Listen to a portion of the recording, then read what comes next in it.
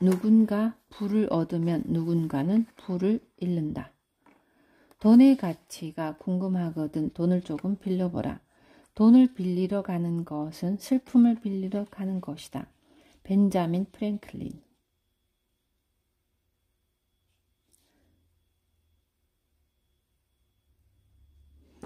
삶에서 돈은 중요한 게 아니며 가장 가치 있는 것은 절대로 돈으로 살 수 없다고 주장하는 사람들이 있지만 이는 너무 극단적인 생각이다. 화폐라는 보편적인 교환 수단을 사용하는 체계의 자본주의 사회에서 개인의 선택권은 두 가지뿐이다. 돈의 흐름을 이용하여 부를 쌓던지 돈에 대항하여 싸우다가 결국 부를 쌓은 사람에게 고용되는 것이다.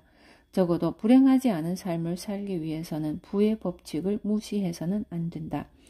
돈을 지배하는 법칙은 실제로 존재한다. 부자들은 그 법칙들을 일찍이 이해하고 레버리지하지만 가난한 사람들은 그 법칙의 피해자가 된다. 부는 돈에 가장 작은 가치를 부여하는 사람들로부터 돈에 가장 큰 가치를 부여하는 사람들에게로 이동한다. 다시 말해서 부는 항상 부의 법칙을 아는 사람들에게로 이동한다. 부의 공식은 사실 매우 간단하다. 나는 지구상에서 가장 부유한 사람들을 관찰하고 연구하여 다음과 같은 공식을 만들었다. 부는 가치 플러스 교환 플러스 레버리지. 가치는 밸류. 가치를 창출하는 일은 다른 사람이 더 빨리, 더 쉬운 방법으로 문제를 해결할 수 있도록 돕는 일이다. 당신이 다른 사람의 문제를 해결하고 서비스를 제공하면 그들은 이익을 얻고 더 많은 이익을 얻기 위해 당신에게 돈을 지불할 것이다. 그리고 당신을 다른 사람에게 소개할 것이다. 당신이 경제적으로나 감정적으로 어려움을 겪고 있다면 다른 사람들에게 기여하고 그들의 문제를 해결할 방법을 추구하라. 그러면 당신은 부의 공식의 일부를 풀 수 있다. 교환. 부를 얻기 위해서는 교환이나 거래가 이루어져야 한다. 교환이 이루어지려면 기꺼이 돈을 지불할 정도의 가치가 있는 상품이나 서비스, 아이디어를 제공해야 한다.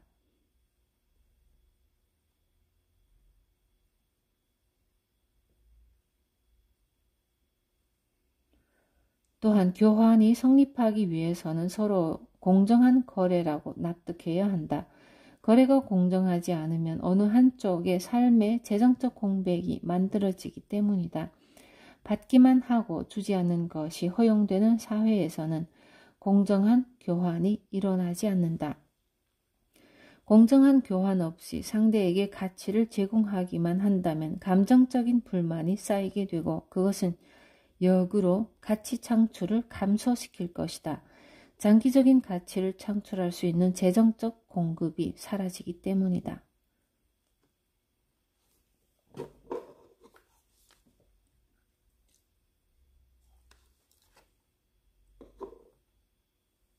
레버리지.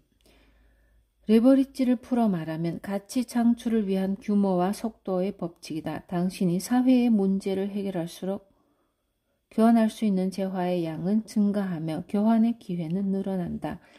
교환은 문제의 규모에 의해 지배되기 때문에 문제가 클수록 거래하는 양도 더 많아진다.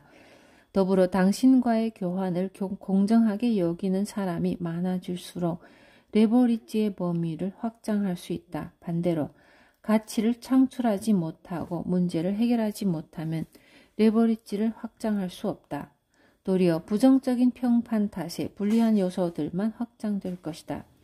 입에서 입으로 전해지는 바이럴 마케팅이 확산된다면 공식이 효과적으로 작동하는 것이다. 사람들에게 가치를 제공한 당신의 아이디어는 유튜브에서 많은 조회수를 얻고 유명한 블로거나 셀럽들의 SNS로 퍼져나가기도 하고 TV 방송에 소개될 수도 있다. 미디어는 엄청난 효과를 발생시키는 레버리지이다. 그러나 가치를 제공하는 데 실패한다면 당신의 아이디어는 다른 가치를 제공하는 이에게 편입될 것이다. 돈의 종류. 단숨에 부를 소유할 수 없다고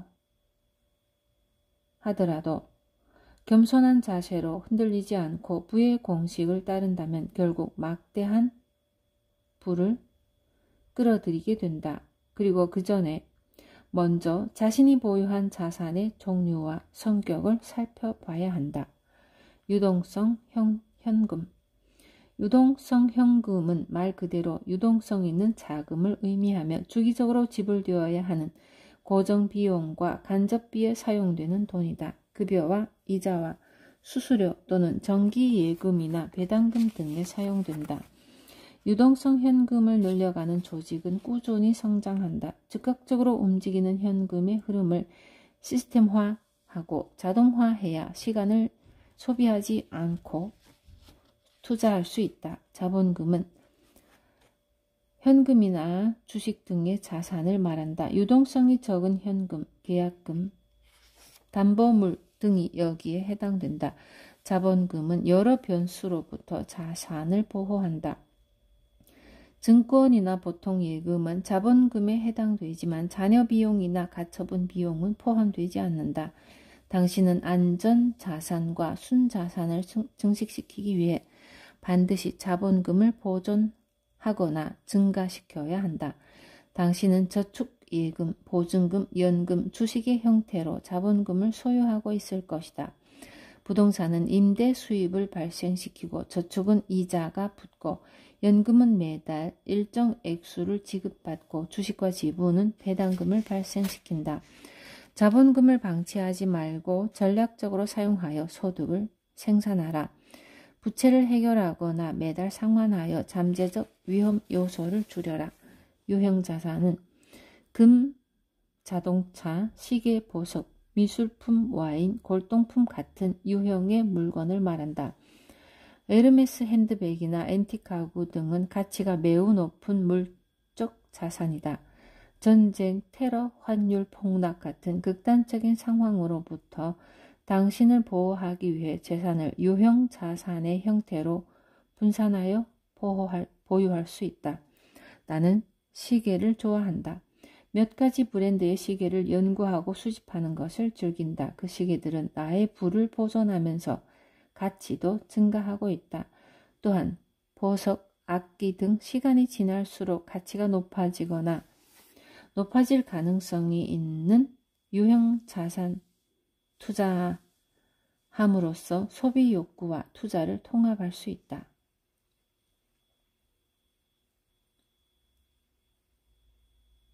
수동소득.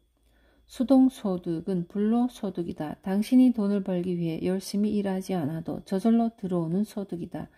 로얄티나 저작권료, 예금, 이자, 임대 수익, 주식 배당금 등을 통해 얻을 수 있다. 부의 이동 경로. 모든 일이 불리하게 돌아가는 것 같을 때면 기억하라. 비행기가 바람을 가르고 이륙하는 것이지 바람의 힘으로 이륙하는 게 아니라는 사실을. 화폐가 없던 시대에는 시간을 사고 팔았다. 시간은 실제적인 통화였다. 동전과 금속 화폐가 도입되기 전 정부가 화폐 제도를 통제하기 전에는 다른 사람이 가치 있게 생각하는 서비스를 제공하기 위해 시간을 교환했다. 그렇지 않으면 죽을 수밖에 없었을 것이다. 음식을 구할 방법이 없었고 사냥을 하지 못하면 생명을 유지할 수 없었다. 그래서 시간을 상품이나 서비스와 교환했고 그것은 다시 상품이나 서비스와 교환되었다. 공정한 교환을 통제할 수 있는 보편적인 통화 시스템이 없었을 때에는 시간이 유일한 화폐였던 것이다. 통화란 실제로 어떤 흐름과 같으며 시간 투자의 유동적인 가치 교환이다. 통화는 사람들 사이의 지속적인 시간의 흐름이다. 돈이 한 사람에게서 다른 사람에게로 흘러가듯이 시간도 흘러간다. 당신은 더 많은 통화를 창출함으로써 더 많은 돈을 벌 수 있다. 세상 모든 것이 화폐 형태의 시간의 흐름이다. 그러나 공정 교환이 이루어지지 않을 때, 다시 말해서 구매자나 판매자의 가치 기준이 양 끝에 있을 때 당사자는 자신이 충분한 가치를 인정받지 못한다고 느끼거나 속고 있다고 느끼게 된다. 이런 경우 통화로서의 시간은 순기능을 상실하게 된다. 속고 있다고 느끼는 구매자는 보상받을 방법을 찾기 위해 다른 사람들에게 자신의 경험을 얘기할 것이고, 가치가 저평가된다고 느낀 구매자는 더 이상 그 판매자에게 시간을 지불하지 않을 것이다. 결국 화폐는 필연적으로 탄생할 수밖에 없었다. 자본주의의 탄생. 21세기의 가장 큰 혁신은 정보가 화폐의 한 종류가 된 것이다. 정보의 가치가 높아지면서 값을 측정하기 어려운 모형의 정보를 레버리지로 활용할 수 있게 되었다. 정보시대 이전은 산업시대였다. 이 시대는 1760년경 영국에서 시작되어 다른 나라로 퍼져나가 경제 구조를 전복시켰다. 이 시기의 특징은 방직기계와 증기기관 같은 동력 구동기계의 등장이다. 수동식 도구가 대체되고 산업의 규모가 거대해졌다. 포드 자동차를 만든 헨리 포드처럼 기계와 공장을 소유하여 변화를 받아들인 사람은 큰 부자가 되었다. 반면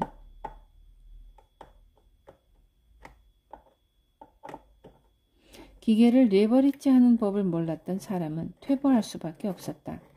정보시대는 1975년경에 시작되었다. 이 시대의 특징은 방대한 정보의 수집과 정보의 즉각적인 이동, 정보 기반 산업의 증가로 요약할 수 있다. 공장을 기반으로 했던 경제가 정보를 기반으로 한 온라인 시장으로 이동했다. 산업시대의 시작이 산업혁명인 것처럼 정보시대의 시작은 디지털 혁명이다. 산업시대 때도 그랬지만 모든 것이 점점 자동화되었고 노동자들은 쉽게 자동화될 수 없는 업무를 찾아다닐 수밖에 없었다. 그러나 기술이 발전하면서 사람을 필요로 하는 업무는 빠르게 줄어들었다. 기계에 의해서 대체되었던 노동자들이 이제 정보와 기술에 의해서 대체되고 있다. 자동화와 전산화는 일자리를 감소시켰지만 반대로 생산성은 증가시켰다.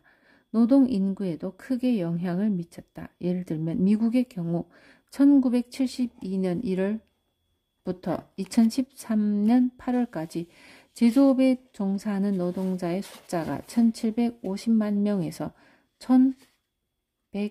1150만 명으로 감소한 반면 제조 가치는 270%나 증가했다. 오늘날 우리가 살고 있는 시대는 이러한 현상이 극도로 심화되고 있다. 노동자들은 글로벌 고용시장에서 경쟁할 수밖에 없기 때문에 일자리 다툼은 더 심해졌다.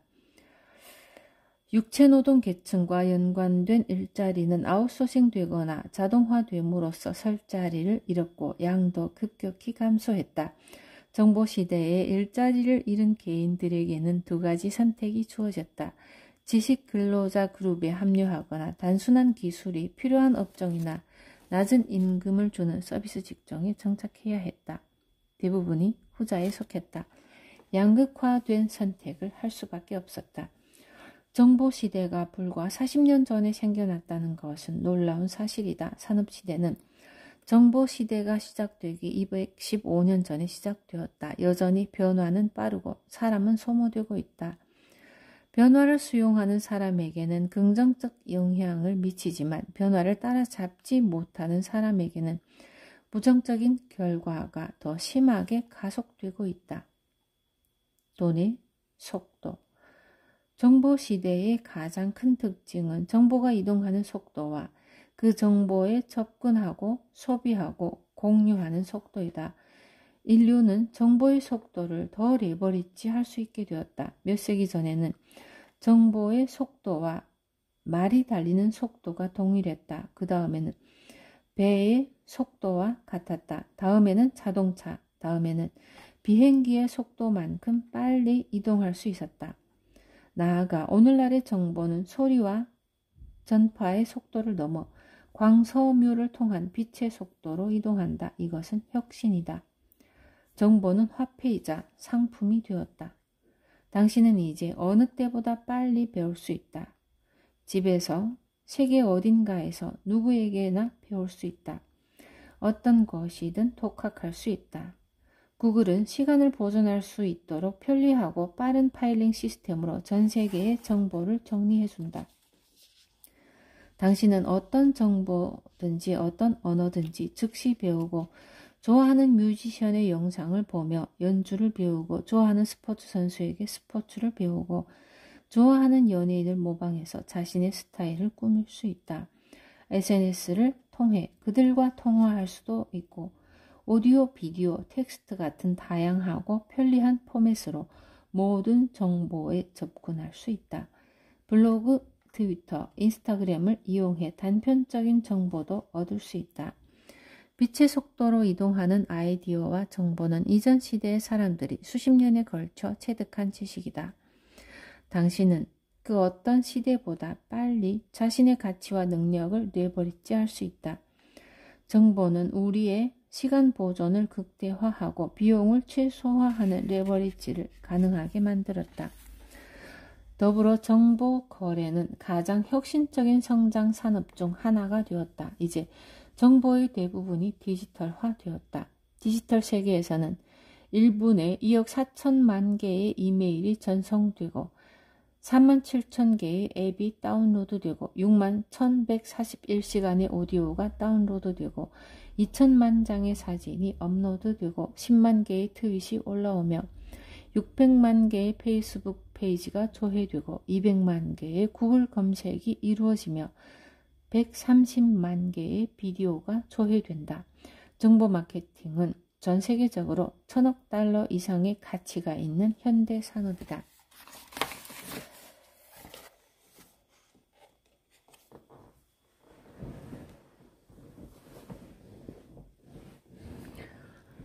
전 세계 인구의 70%가 SNS를 사용하며 61%가 온라인 뉴스레터를 사용하고 51%가 블로그를 사용하고 42%가 웹 세미나를 사용하고 16%가 팟캐스트를 사용하고 있다. 전통적인 인쇄 매체의 경우 겨우 39%의 인구가 인쇄된 잡지를 보고 25%가 인쇄된 신문 기사를 본다. 종이 우편의 44%는 열어보지도 않고 버려지며 86%가 TV 광고를 건너뛰며 전통적인 마케팅에 의해 생성되는 것보다 54% 더 많은 예비 고객 명단이 정보 마케팅에 의해 생성된다. 육체 노동자들이 점점 더 가치를 잃고 시스템 기계 테크놀로지에 의해 대체되면서 지식 노동자와 정보는 더 중요해지고 있다. 초단위로 수십억 인구에게 도달 가능한 다양한 채널 덕분에 정보를 판매하는 일은 더 쉬워졌다. 당신은 지금 당장이라도 당신의 아이디어를, 지식을, 경험을, 음악을 팔 수 있다. 심지어 당신의 비판적인 의견도 팔 수 있다. 거의 무료로 온라인 인맥을 구성할 수 있고 페이팔을 통해 돈을 교환할 수 있고 와이파이가 되는 곳에서 공짜로 비즈니스를 할 수 있다. 정보 비즈니스는 다른 어떤 비즈니스보다 리스크가 적다. 상점을 임대하지 않고 자유로운 시간에 전 세계의 고객을 기반으로 세계 어느 곳에서나 비즈니스를 운영할 수 있다. 주식, 재고, 간접비가 필요 없다. 당신은 동일하거나 비슷한 정보를 비용을 거의 들이지 않고 수백만 번 재판매할 수도 있다. 재고 한도 같은 것은 없다. 다른 용도에 맞도록 재포장해서 온라인이나 킨들, 아이튠즈에 판매할 수 있다. 정보 마케팅은 레버리지를 판매하는 것이다. 당신은 상품을 한 번 만들어서 여러 번 돈을 벌 수 있다. 일단 상품이 만들어지면 앞으로 몇 년 또는 몇십 년 동안 소득을 창출할 수 있다. 바이럴 마케팅을 통해 SNS 중독자들이 그 상품을 공유하고 판매하게 할 수 있다. 정보와 아이디어 마케팅은 최소의 낭비로 최대의 보상을 가져다주는 최대의 레버리지이다. 당신이 창조하는 정보와 각 매체를 효율적으로 레버리지 할 때 진정한 자산이 된다. 당신은 재능과 기술, 전문 지식을 가지고 있다. 적어도 특정한 한 분야에서 다른 사람보다 뛰어나면 앞서 말한 채널들을 통해 그 분야의 사람들이 겪고 있는 어려움을 해결해 줄 수 있다. 지금까지는 그렇게 할 수 있다는 것을 몰랐거나 자신의 가치를 몰랐을 뿐이다. 모든 사람이 내면에 한 권의 책을 가지고 있다. 문제는 대부분 발견하지 못한다는 것이다. 그 책에서 당신의 정보를 꺼내라. 당신의 고유한 재능을 통해 더 많은 사람에게 기여하고 당당하게 대가를 받아라. 레버리지 시대. 여기까지 함께 와준 당신에게 감사한다. 레버리지는 해변에 앉아서 칵테일을 마시는 노인의 모습으로 상징되는 은퇴나 자유가 아니다. 당신의 최종적인 목표가 무엇이든 그것을 나중으로 미루지 않고 지금 즐기는 것이다. 또한 당신이 생각하는 끝에 도달했을 때 상심증후군이나 성취감의 부재를 겪지 않아야 한다. 레버리지 라이프는 열정과 직업을 균형 있게 통합하고 어느 한쪽이 지나친 희생을 하지 않도록 조절하면서 고양된 삶을 살아가는 것이다. 행복과 슬픔의 균형을 이해하고 수용하며 중복과 낭비를 줄이고 시간 낭비를 최소화함으로써 은퇴를 뒤로 미루지 않고 지속적으로 짧은 은퇴를 즐기는 것이다. 이제 당신은 평범한 것을 의심하고 비판적인 눈으로 끊임없이 당신의 비전을 성취할 수 있는 가장 빠르고 지속 가능한 방법을 추구해야 한다. 내가 어떻게 그 일을 할 수 있을까? 또는 나는 그 일을 할 수 없어 라고 생각하는 것이 아니라 그 일을 누가 하게 할 수 있을까? 라고 생각해야 한다. 당신이 살아있음을 느끼지 못하게 하는 모든 일을 아웃소싱하여 당신 없이도 일이 진행되도록 해야 한다. 가장 높은 목표와 비전에 따라 돈을 벌고 지속적인 차이를 만들어내고 당신의 가치에 기여하고 우선순위가 아닌 모든 일은 줄이거나 제거해야 한다. 현재 나의 비즈니스는 임대업, 강연, 전자상거래, 대출, 광고 등을 포함한 7개의 비즈니스로 확장됐다.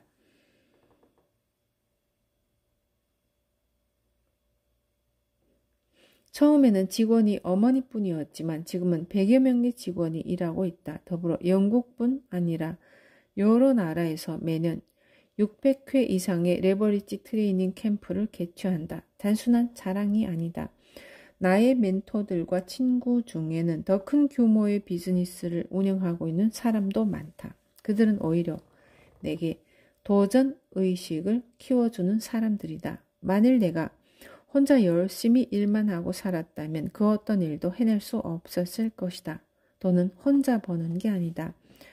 레버리지는 다른 사람들의 시간과 경험과 네트워크를 이용해서 더 짧은 시간에 더 많은 일을 하는 것이다. 지금 준비되어 있지 않다고 해도 레버리지를 시작해야 한다. 시간을 소비하지 말고 투자하라. 자책감을 느끼거나 비용을 걱정하지 말고 다른 사람들이 당신을 위해 일하게 만들어라. 팀을 구축하라. 관리하라. 리드하라. 낮은 가치의 업무에 집중하지 마라. 그런 일은 기회비용이 매우 높다. 레버리지를 수용하면 시간을 자유롭게 사용할 수 있고 절약된 시간에 더 많은 돈을 벌고 당신이 좋아하는 일을 할 수 있다.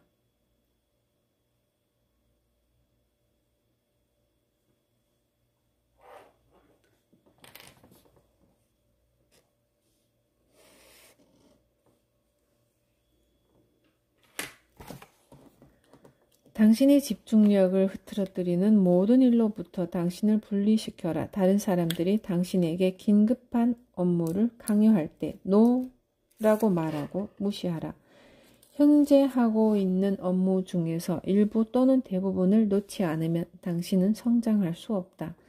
당신은 당신만큼 그 일을 잘할 수 있는 사람이 없다고 생각할지 모르지만 그것은 착각이다. 다른 사람도 할 수 있다. 당신은 단지 적절한 사람들을 찾아내고 그들이 당신의 비전에 동화되도록 돕고 그들을 신뢰하면 된다.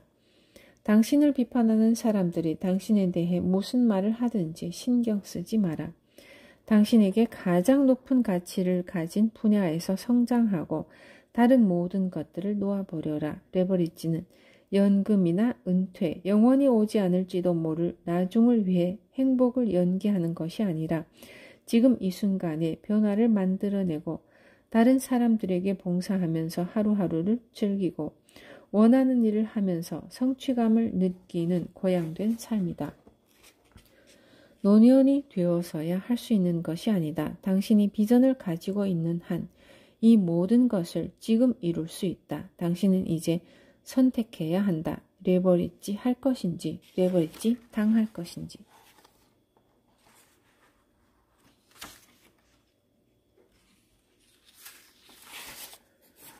책을 마치며 당신의 하루는 얼마입니까? 나는 특별한 사람이 아니다. 대학 시절에 몇 가지 사업을 시도했으나 모두 실패했다. 빚이 엄청나게 늘어나 완전한 파산 상태에 빠지기도 했고 건축학을 전공했으며 술집을 운영하다가 화가로 활동하기도 했지만 지금은 그것들과 전혀 상관없는 부동산 사업을 하고 있다. 처음 사업을 시작하던 시절에는 별다른 능력도 재력도 없었다. 게다가 서브프라임 모기지 사태 직전에 부동산 사업을 시작한 걸 보면 운도 없었다. 그러나 레버리지를 깨달은 지 채 1년도 되지 않아 내 자본은 단 한 푼도 들이지 않고 경제적 자유를 획득했다. 나는 30대 중반의 젊은 나이에 영국에서 가장 부유하고 가장 성공한 모험적인 기업가로 인정받았다. 1년 중에서 3개월을 그랜드 캐니언, 플로리다, 모나코, 두바이에서 지내며 현재는 적은 돈을 받으며 열심히 일하는 사람들이 사랑하는 사람과 원하는 시간에 좋아하는 일을 하며 살기를 바라는 마음을 담아 전 세계의 레버리지 트레이너를 양성하고 있다. 더불어 페이스북과 블로그 등 다양한 채널을 통해 각국의 사람들과 소통하면서 레버리지 라이프를 전파하고 있다. 아내와 두 어린 자녀들과 함께 시간을 보내고 배우고 책을 쓰는 일에 대부분의 시간을 사용한다. 레버리지가 주는 가장 큰 선물은 사랑하는 사람들과 함께 보낼 수 있는 시간이다. 내가 할 수 있으면 당신도 할 수 있다. 이제 당신은 일과 휴가, 열정과 직업을 통합하고 더 짧은 시간에 더 많은 일을 하고 모든 것을 아웃소싱하고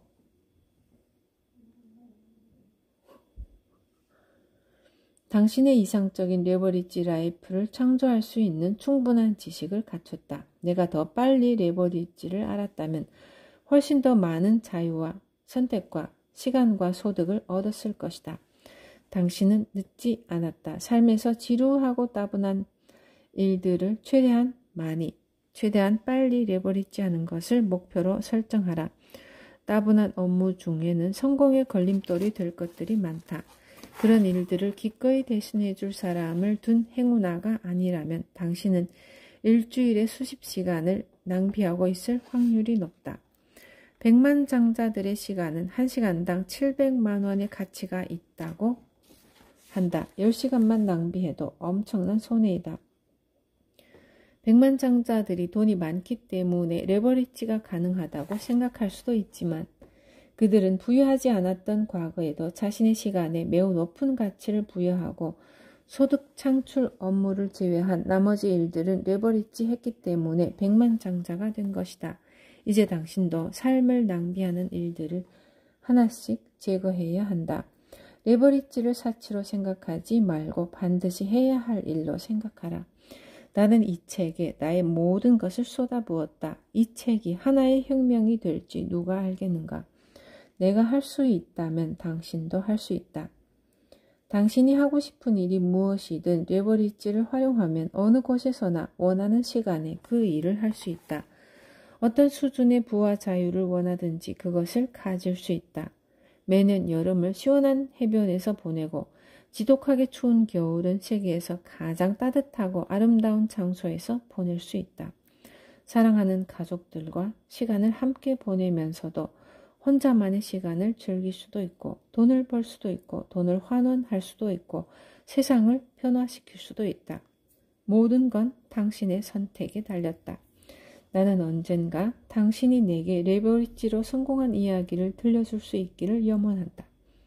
사람들은 항상 행동보다 말을 더 많이 한다. 당신은 말이 아니라 행동이 앞서는 사람이기를 바란다. 당신의 여정에 동행할 수 있던 것을 큰 특권으로 여기고 감사한 마음을 전한다. 더불어 이 책이 당신이 좋아하는 사람들에게 도움이 될 거라고 생각한다면 꺼리낌 없이 추천해 주기 바란다. 당신이 하는 모든 일에 행운이 있기를 빈다.